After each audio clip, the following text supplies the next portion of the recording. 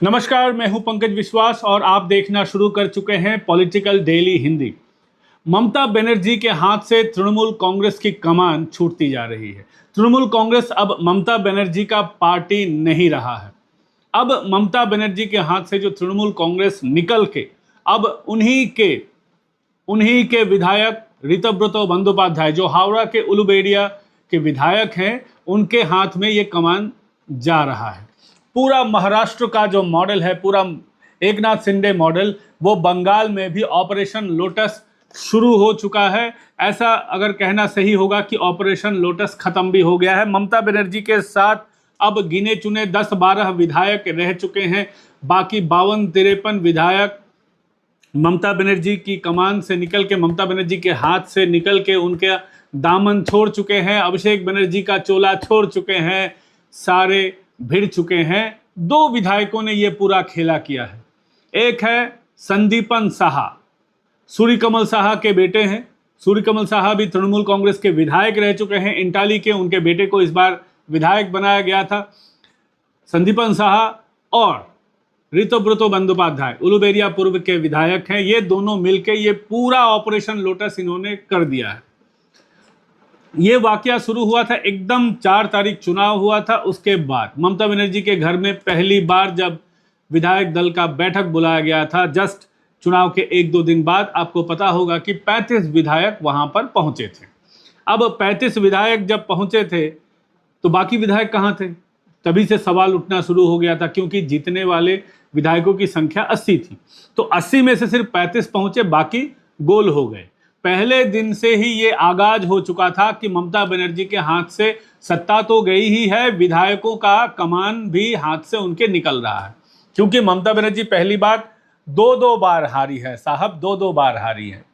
पहली बार वो नंदीग्राम से हारी थी, लेकिन उनकी सत्ता नहीं गई थी।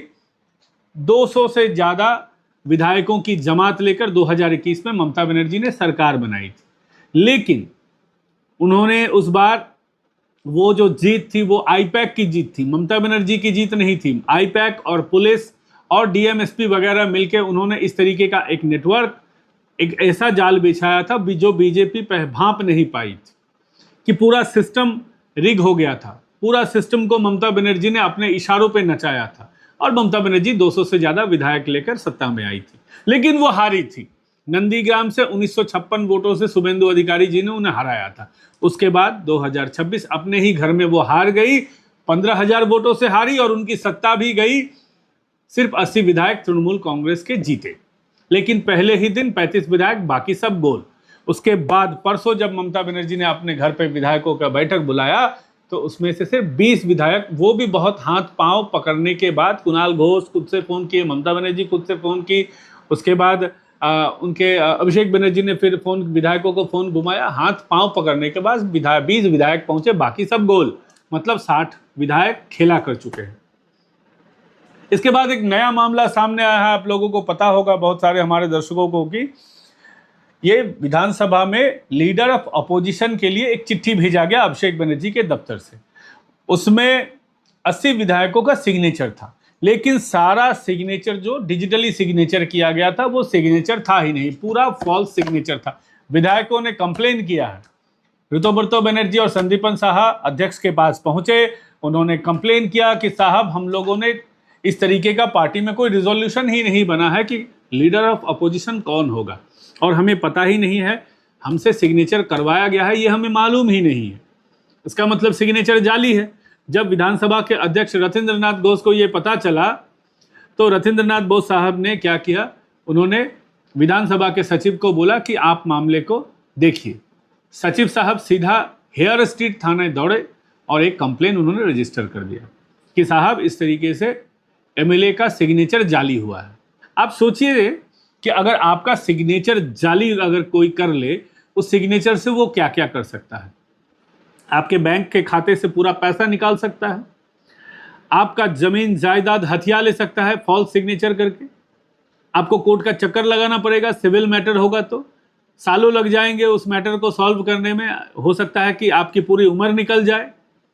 आपके नाम पे कोई किसी दूसरे देश को किसी तरीके का गलत संदेश भेज सकता है, कुछ भी कर सकता है, कोई फ्रॉड कर सकता है। आप फंस सकते हैं। तो ये एक बहुत बड़ा ऑफेंस अभिषेक बनर्जी ने किया है, ऐसा बीजेपी का मानना है। बीजेपी इस तरीके का दावा कर रही है जिसमें सच्चाई भी दिख रही है, क्योंकि अभिषेक बनर्जी की तरफ से आज फिर अभिषेक बनर्जी की तरफ से एक चिट्ठी भेजा गया है जिसमें लीडर ऑफ अपोजिशन शोभन देव बाबू को बनाया जाए, जिसमें कोई विधायकों का सिग्नेचर नहीं है। कुणाल घोष आज वो चिट्ठी लेकर विधानसभा पहुंचे, लेकिन उस चिट्ठी को लेने से विधानसभा के सचिव ने इनकार कर दिया है। सिर्फ विधानसभा के सचिव नहीं, विधानसभा के जो अध्यक्ष है रथिंद्र नाथ घोष, वो साहब वो भी इस चिट्ठी को लेने से इनकार कर रहे हैं।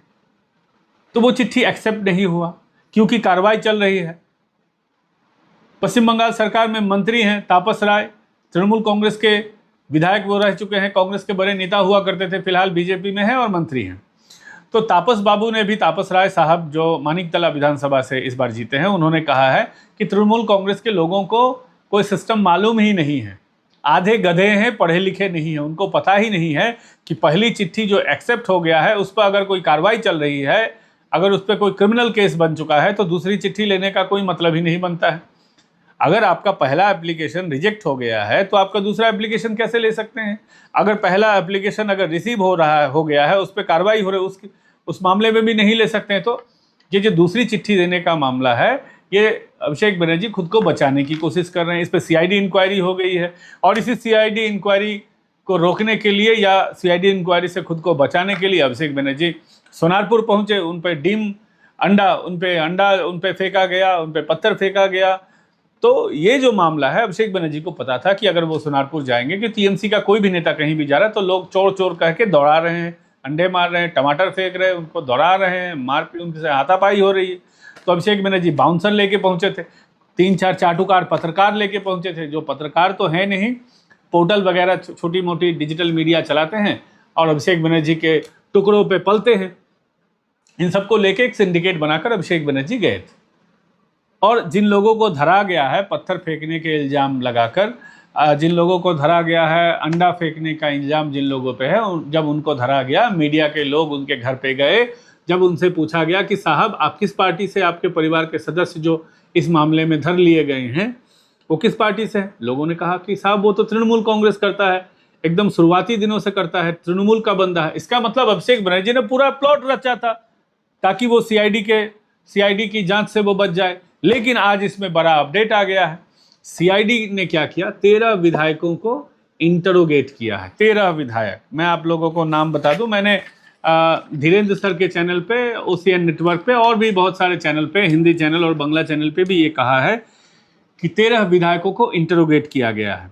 इसमें अरूप राय है, बहारुल इस्लाम है, तापस माइती है, नैना बनर्जी है, तापस मंडल है, सुभाषिस दास है, सोहराब हुसैन मंडल साहब हैं, दिनेन राय हैं, कुणाल घोष के बारे में तो आप जानते ही हैं, अब्दुल अजीज, तसीफुर रहमान, अब्दुल मतीन और समर मुखर्जी।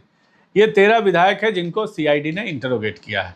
और 13 विधायक में अरूप राय, बहारुल इस्लाम और सुभाषिस दास ने बताया है कि साहब ये हमारा सिग्नेचर नहीं है, हमारा सिग्नेचर कहीं से कॉपी करके उस लीडर ऑफ अपोजिशन चुनने के लिए जो एप्लीकेशन डाला गया था वहाँ पे वो कॉपी पेस्ट किया गया, हमने वो सिग्नेचर नहीं किया है, हम लोगों को पता भी नहीं है, पूरा मामला फर्जी है। तो सीआईडी दौड़ी चली गई अदालत कलकत्ता में और बैंकशाल कोर्ट ने परमिशन भी दे दिया है कि इन तीनों जो विधायक हैं इनका सिग्नेचर फिर से लिया जाए और देखा जाए कि इनका असली सिग्नेचर क्या है और फॉल्स सिग्नेचर क्या है, उस सिग्नेचर के साथ मिल रहा है या नहीं मिल रहा है, अगर सिग्नेचर करने का पैटर्न सेम है, ये सेम है या नहीं है। तो पूरा मामला अब जांच प्रक्रिया के अंदर आ गया है। तो अभी जो है बहुत हौच पौच स्थिति है। तृणमूल कांग्रेस ममता बनर्जी के हाथ से निकलती हुई जा रही है, फिसलती हुई जा रही है। विधायकों का सिग्नेचर जाली करने के बाद विधायकों का गुस्सा और ज़्यादा फूट चुका है, उबल चुका है। लोग तृणमूल कांग्रेस के साथ नहीं है।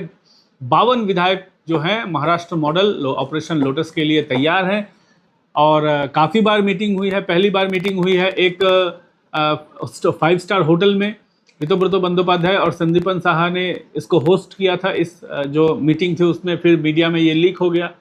3-4 घंटे की बैठक हुई थी, उसमें जो बागी विधायक है सब लोगों ने एक निर्णय लिया है कि हम लोग तृणमूल कांग्रेस ही रहने देते हैं नए पार्टी को, लेकिन ममता बनर्जी से इस पार्टी की जो कमान है उसको छीन लेते हैं। ये फिलहाल उन लोगों ने ये निर्णय लिया है। उसके बाद एमएलए हॉस्टल में भी कल मीटिंग हुई है, 2.5 घंटे तक मीटिंग चला है एमएलए हॉस्टल में। एमएलए हॉस्टल में जब मीटिंग हुआ वहाँ पर एक ज़माने में मुकुल रॉय की स्पेशल फ्रेंड कह सकते हैं, शिवली शाह उनका नाम है, शिवली शाह उस समय थी। जावेद खान एक मुसलमान विधायक, उनका भी नाम सामने आ रहा है, और बहुत सारे विधायक जो हैं उस क्लोज डोर मीटिंग में, जो एमएलए हॉस्टल में जो मीटिंग हुआ है, वहाँ इन लोगों ने संदीपन साहा और ऋतुव्रत बनर्जी से इन्होंने मुलाकात की है और आगे इस पार्टी को कैसे एक्सपैंड किया जाएगा, कितने लोगों को ममता बनर्जी के खेमे से तोड़कर एक नया गुट बनाया जाएगा, ये सारा प्लानिंग प्लॉटिंग हुआ है। और उसके बाद आज यानी मंगलवार ऋतुव्रत बंदोपाध्याय विधानसभा पहुंचे हैं और काफ़ी देर तक उन्होंने विधानसभा में अध्यक्ष का इंतजार किया, लेकिन अध्यक्ष मिले नहीं। आज वो किसी काम से आए नहीं थे, लेकिन बाकी लोगों से मुलाकात हुई है। तो किस तरीके से तृणमूल कांग्रेस को तोड़ा जाएगा, किस तरीके से ऑपरेशन लोटस होगा, सारा ये जो मामला है इसको सेट कर दिया गया।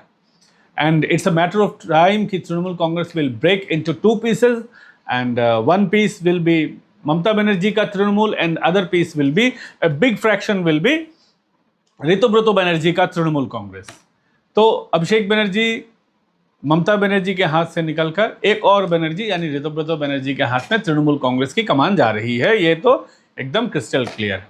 लेकिन बहुत सारे हमारे दर्शक जो है वो प्रश्न कर रहे थे कि क्या ऑपरेशन लोटस सिर्फ विधायक तक सीमित रहेगा, क्या आगे नहीं बढ़ेगा। मुझे जहाँ तक पता है ये ऑपरेशन लोटस एक सांसद से शुरू हुआ था, काकोली घोष दस्तीदार। और देखिए साहब, अगर आप पॉलिटिकल इक्वेशन को समझेंगे तो तृणमूल कांग्रेस जो है और बीजेपी जो है, तृणमूल कांग्रेस तो टूट ही रही है, उसके बारे में मैं फिर आता हूं बाद में, लेकिन बीजेपी की एक मजबूरी है कि बीजेपी के पास अभी 240 विधायकों का सपोर्ट है डायरेक्टली। बीजेपी के अपने 240 विधायक हैं और बाकी इधर उधर से मिला के 275 के आसपास में उनके विधायकों का समर्थन है। अगर मान लेते हैं कि एनडीए में अभी जितने विधायक हैं, अगर कुछ विधायकों का सपोर्ट जरूरी पड़ जाए लोकसभा में किसी बिल को पास करने के लिए, आपने देखा होगा कि महिलाओं का जो बिल था उसको बीजेपी पास नहीं करवा पाई। तो इस सिचुएशन में अगर बीजेपी के पास 30 विधायक का ज़्यादा अगर समर्थन हो जाए तो खेल बदल सकता है लोकसभा में भी और राज्यसभा में भी। तो बीजेपी की जो एक मजबूरी है, 240 उनको विधायकों का, अपने विधायकों का उनका जो समर्थन है, जो अपने विधायक हैं पार्टी के, एनडीए का तो है ही मेजोरिटी में, लेकिन अगर लोकसभा के और बहुत सारे विधायक अगर टूट के टीएमसी से बीजेपी में चले आए तो बीजेपी की एक पकड़ मजबूत होगी। हालांकि बीजेपी ने कहा है कि 2-3 महीने में के अंदर हम किसी को पार्टी में नहीं लेंगे, लेकिन अगर उसके बाद ले लिए तो बीजेपी का जो स्ट्रेंथ है लोकसभा में मजबूत होगा। राजनीति जो है, पार्टी के जो समर्थक हैं उनकी भावनाओं को तो ज़रूर सुनना चाहिए, सुना जाता है, लेकिन एक नेताओं की एक अपनी मजबूरी होती है, पार्टी की एक अपनी मजबूरी होती है। वो पार्टी के जो निचले तबके के जो वर्कर्स हैं उनको भी समझना पड़ेगा। बीजेपी एक नेशनल पार्टी है, सिर्फ बंगाल चलाने के लिए बीजेपी कुछ काम करेगी ऐसा नहीं है, उसको सब पूरे भारत का ये देखना पड़ता है। तो बीजेपी को अगर लोकसभा में अपनी हालत सुधारनी है तो अगर तृणमूल कांग्रेस के कुछ सांसदों को भी ले लेंगे तो उनकी स्थिति मजबूत होगी, इसलिए वो ले सकते हैं आने वाले दिनों में। लोकसभा में भी ले सकते हैं, राज्यसभा में भी ले सकते हैं। राज्यसभा में भी तृणमूल कांग्रेस की स्थिति अच्छी है और लोकसभा में भी है, उनके 29 सांसद हैं।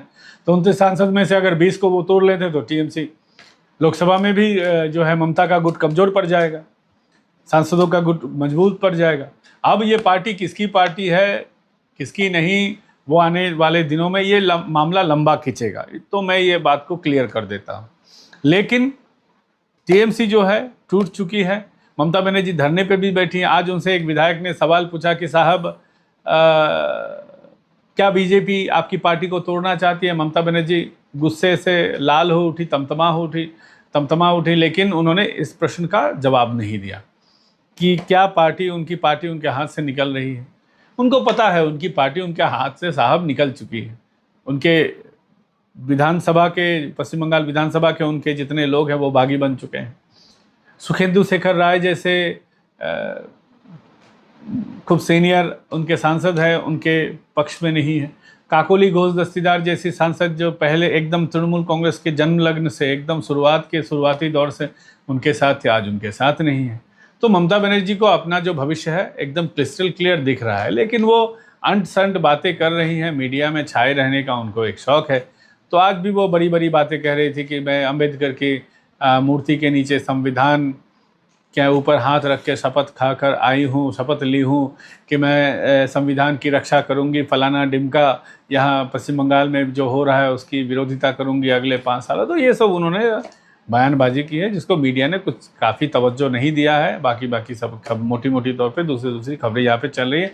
और सबसे बड़ी बात है कि ममता बनर्जी जो आज धरने पे बैठी हैं, तो ममता बनर्जी ने ही एक ज़माने में एक पारित किया था, जब वो पुलिस मंत्री हुआ करती थी।